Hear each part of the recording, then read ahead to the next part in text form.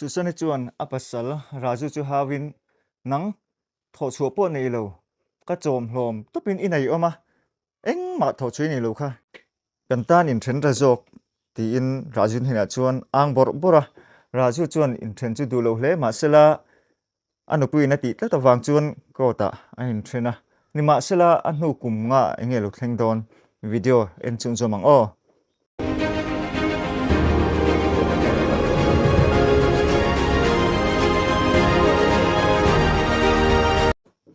police station pakhat seafood police station a chuan nulam mel thale peking susani thokin ani hi sub inspector ania ani na in pezo takni in nulam mel tha ti taka lakle thian kom thiam tak ania thian pakhat kom ngei deuh mai amai ro chu engma sarkar na thok nei lo rajua ania ani nen hian in komin an malampang hun turte engkim ain hril thina an ti na sa in ain kom ngei thina a chung te ro chuan kom nai lo turim an hril thina ni raju chuan in na eng ma han zong thin ve ma sela engma na la mu thei lawa chu ti chung chuan in susani chuan in la tha tham chuang lovin a malampang hun turte soipuin a fui tua la tang thina ni hun te local zela chutia han in kom ngei ta chu aning kara mangai na alo pianga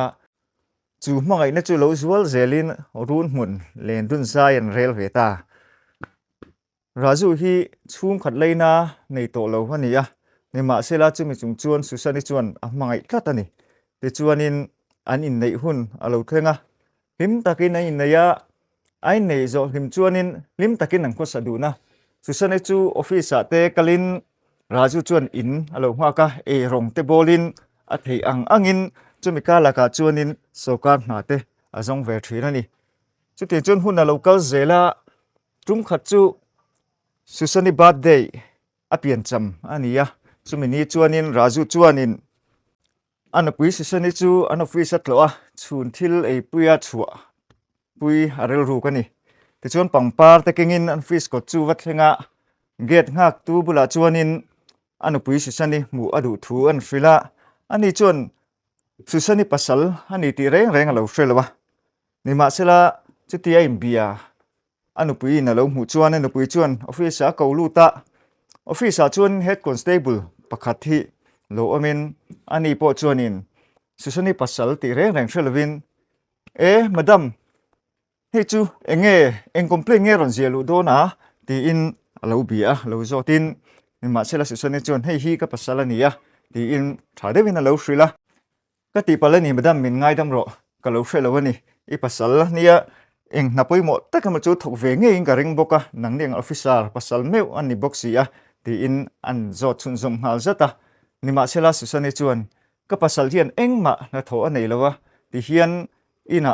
in lo makin rong te lo bola atulang ang te lo ti ve thirani ti in susani chuan achanga head constable chuanin ka ti pal liawani officer nia officer bok pasal nei tura kalo ngai chea ati liam ve maya ti chuan susan te nu pa chu kal sangin arukin an ti tia alo kal chan te raju chuan an pui susan chu hrilin voina pian chamania chuna thil ei puya chua puya du thu te an hril nu chuan susan chuan du lovin kon office a voina lo kala min hril lok box si lowa na kang a chu ba ka hei ka nau te hne na engma ka hril lok box si lo ti in a hrila chu ba ka voina ha te rong kal re hei ka nau te hian tuna po an ni zat che hi engma tho i nei lova chu wang chuanin ke ma min timol phuin heta hini lo kalani hete lo kali thil thalo takni ti in apasal hne na chuanin zoi taxi fi taxi in a hril bora raju chu lungnu taka office atang chuan hongin arel ru angai tuna akal thui hle a anu pui mangai in khatiang takin office a lo musitin al tong khumang ti ngaina a hrelo reng ani tlai lo nia susani aron honga raju thil eila chunun ang khum hal bora chunlam pangan ti ngai bokaron soi thale in office a foi khat makal to lo tu te a chom hlomani thu te le engma tho chu anei lo thu te an khun bor soi khuma razu chuan in ngai tom takin ka ti palani karon ti to ngai lawang ka thiam lo tak meu ni ati nu po chuan in susani chu longoi theilovin ala an khum har bur baka akok sia maya in thena ngai ni he tiang chuan in kan om dun reng theilovang nangin tho chu nei si lova kein ka nei ka chom hlom rung ka ti ni ka chung te phal lo chung in nang ma ka lo nei chei ka in chir hle ni kan in thena ngai ko ta nak tu ka kalang ati ngal deuh maka chu tianga anupuin an ti chu aril runa em in thren ka du lo khongai takin in thren lawang kan in hmangaya thu kan tiam to kha ati chung poin anupui chuan du talova zana lo nia raju chuan thil engkim thui tak angai tua an tur ma hunte avoin athil ton zong te angai tuin na atia anupuin in threna du po chu thil om lowa angai talova atuka ko takal chu rilru ve in atuka kal tur chuanin ruwa manna siam ve ta ni atu kholo fara antum lok angein ko ta kalin ko thrial puin na thlapin mingsainin anin threna raju chuan in chutia in thenta ka chuan chu khuwa omrang chu nuam tilovin chung khat leina te ka nei si lowa ti in mun danga chu zai aril rukta a bas manga chuakin poisa tlem te nei chung te keng ve in an khuwa te tanga alo seilen na nuam lo ti ve em na le anu pui du tak ne na an lo tual sai na chu a chu santa akal ko nga chuan khuwa harin alunga lenge em maya rei tak alo om to na han chu san rengot po chu athil hreber polani ni ma sela anu pui amangai em du to si lo baka ama mu nai reng kha du to lovin mundanga kalin ezon na dangte dap turin ruam manna asiam ngeta ani basa chun lai chuan aril ru in thil tam tak angai tua an nun hui don kirin an nu ne nai ngai zon lai te an in nei ma dewa ruam mannan siam chho lai te ai nei nuan lim thei zia te le police station of kalnia bo ruak aron dik lo dan te angai tua ngai zong tang nei san me cho ti te po aril ruwa om heng he ani ni ma sela chu tiang chu ring thei lovin sarkar namu mal engma thon nei lo wang ani aring heta zoka sarkar na entin nge a mu thayang lo thlir chun som zelang ti chuan kho pakhat watlengin poisa le sum le pai engma anei tam lo wangin thlena man tlom zongin in pakhat khumpo ommu mal lo na e rong bol na po ommu mal lo na muna poisa tlem te join an lua hun a local zela aril ruwa thil dang alang theilawa an nui na ti dan zong te le aril ruwa la tharin thil dang reng ati theilawa ni in hlona an zong thina ni ma sela in hlona po nei mu mal lovin chung lai chuanin ataya a poisa nei chun amang zo to bok nen aril drama eile in tur nei to bok si lawa kholaya tum khat chu kal chuak ta ringota kholaya va kal chuakin kong kama thingpui dor ngak pakhat hne na chuanin khonga ewa dil ta ringota kapu khongai takin thingpui le chang pakhat chau milo eitir te karila tram tuk kapum te na vek to e tur khongai takin milo pete ti ina dila chu thingpui dor ngak tu chun lo khongai in lo in tir ve mai boka chu tia thingpui in lai chuanin aril ruat thil dang reng ala lang chuang lowa an nu ina an khum dan zong te ril ru lo thar le in ril run nat taka min thingpui chu in zo ve le maya ti chuan zan danga bok chu thingpui dor bula chuanin kal le in thingpui chu dil le a chu thingpui dor nei to pa chuan lo in tir le in ni ma sila thingpui chu in hlei thei lovin in dom kum ranga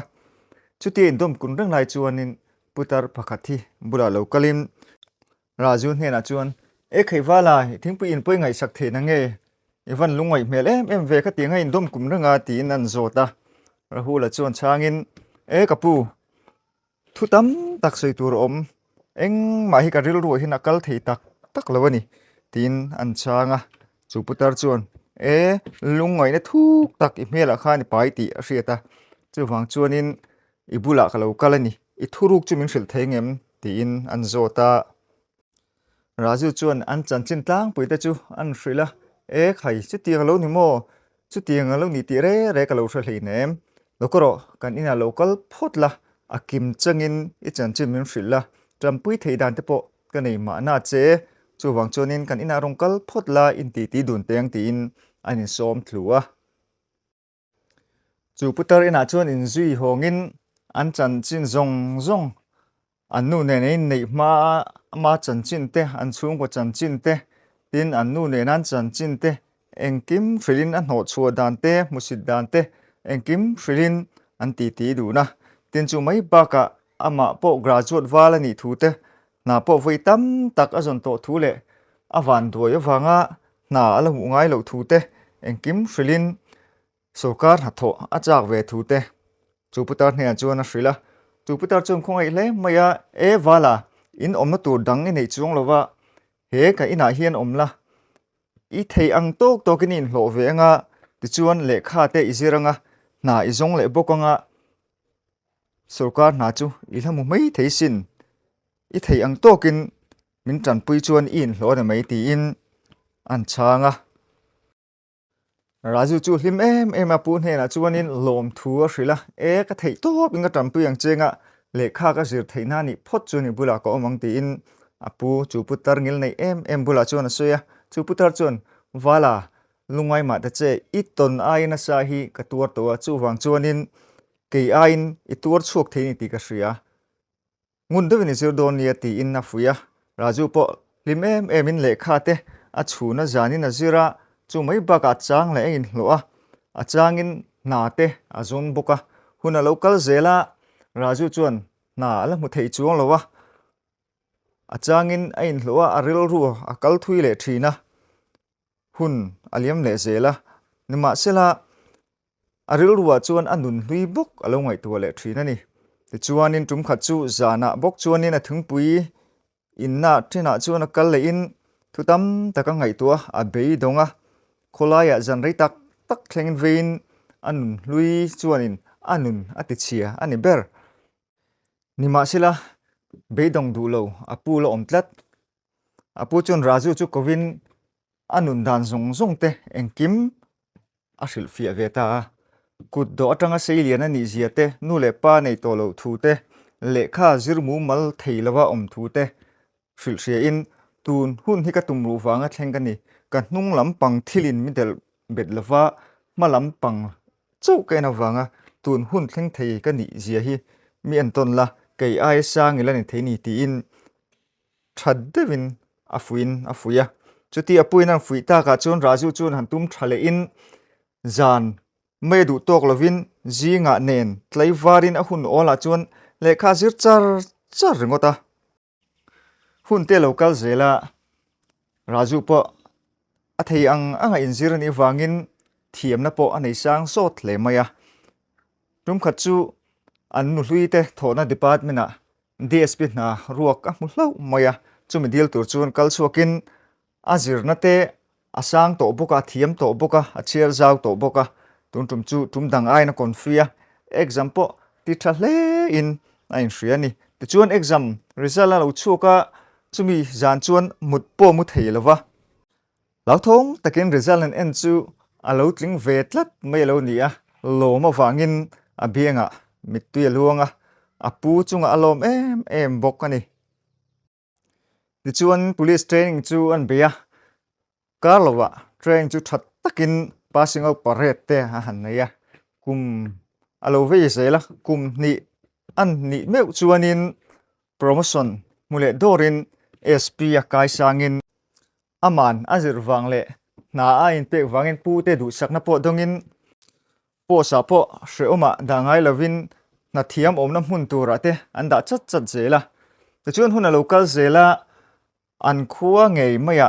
posting order ron chuakta aril rongai tu na kal thui khop maya an dul hlui kha lo mangem ti te po aril ruwa chu ngai tu thleng ani tun mathil in aron bo boi le a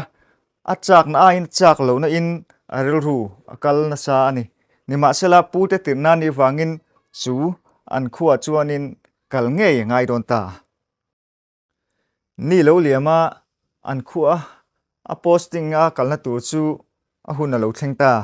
te chuan ropui takin an khuwa chun lo ma SP thar an lo loma police station chuanin nasa le ro pui theyang berin an SP thar an lo loma ti chuan an nu hlui susanin entin nge a lo lom veng le rum khat chu om thal hlimte ni wangin thil sang sei ho ngai wangin meeting kovin office we thok zong zong te ko khoma chuta chuanin an nu po an nu hlui po OC te ni wangin a hrangin ani chu a be nge nge ani chu biak na chuanin a hma a an nun zong zong te eng ma soi chu lovin mi hrang ang lakin raju chuan susani chu a kom bor bora nima sela susani chuan a ril ruwa thil dang reng reng aleng lo thung susani chuan ngai dam te han dil tum ma sela raju chuan office ani a chu tiang thil eng ma tuna soina huna omlo he office a chuan office thil chau kan soi tur ania thil dang chung ko thil te le inthian lampang thil te engma he office soina hun tur ni lo ati deu pura zana lo nia raju chuan office a file engamo thei ngil awangin avleta nima sela susani chu pona chuan chera lo thu renga enga tinga office ban hun to sela umrang ni tuin raju chuan susani an zota susani chuan sar khoi takin min ngai dam ro ko ho theilo ni ina ho maila engma hlimna tur ka nei lo kanun hluin engkim min ti chia tu na officer i lo ni ta wanga po ni lovin nangin mikal san tangkhan kanun khuwa hi har ngoi ngoi nima sela enga idam tlak engma ka ni lo min ngai dam tur engma ka ti lo chea a mai ro chu kanun hian mitina ni ti in achanga chuan office ate lu dunin eng mate han soi du na an nun lui tele khami aina thena wanga awa vaina sanjiate mangai tu aton dan te le tuna police officer ani chhonan te engkim hrila thil hi tu te po mete berpo musit tu kan ni lo ziate tin million te po biak that tur bik ani lo ziate engkim te stril fi in tuna hianin khoi takin sari du chuan min transfer me roti in susan pon adil ngal nge nge a nima sela raju chuan ka transfer na chan tur che omlo nima sela hei hi ngun tewin ngai tula iril ru in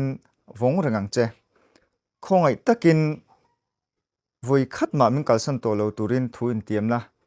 chu ti chuanin kapom le theng che ke pon ti in thu a hrila susani chu lom min voi khat ma ka kalsan to lo che nima sela engtin pon min ti ma la ke chuanin kapom thlap ve kang ti in raju hne na chuan asoya raju chuanin kein ka kalsan ngai lawang che in hmang ine tharin tu na chuan kum khuwa a om dun reng to turin kai nei thale do na ti in an in thlata ani